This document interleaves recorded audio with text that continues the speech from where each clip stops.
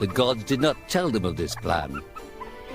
Just as he had countless times before, Oddmar farewelled his parents. They always returned to him. This time was different.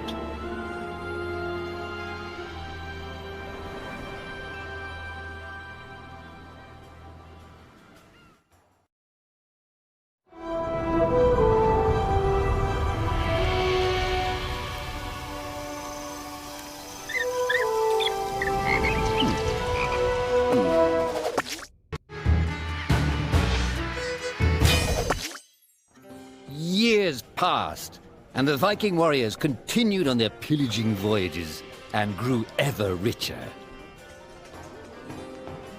The Viking chief was proud of his people, but he was greedy, single-minded. He wished to expand his village, regardless of the consequences. The chief despised Oddmar. He'd never fought for his village and survived off their scraps. But the chief would tolerate this behavior no longer. Oddmar would have to single-handedly loot the forest, burn it to the ground so their village may prosper. And if he refused, he would face the same fate as his old friend Vaska. After being ridiculed by his village, Oddmar ran home to his hut.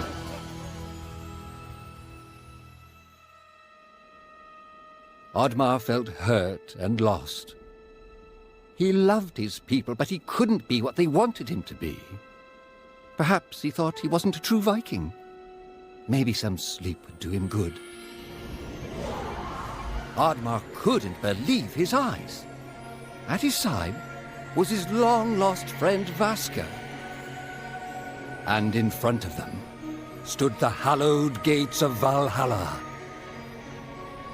"Wait!" cried Oddmar, as his old friend stepped into the light. In front of Oddmar appeared a strange apparition, a forest fairy. She condemned Oddmar's selfish ways and his squandered potential. He had let down those closest to him. He did not deserve a place in Valhalla. But she offered him a deal, a great power. If used correctly, perhaps he could earn his place in Valhalla, but at a price. Oddmar woke up with excitement. What a strange dream. It felt so real. And how did this pouch get here? Was this what he saw in his dream? He looked inside the bag. A mushroom?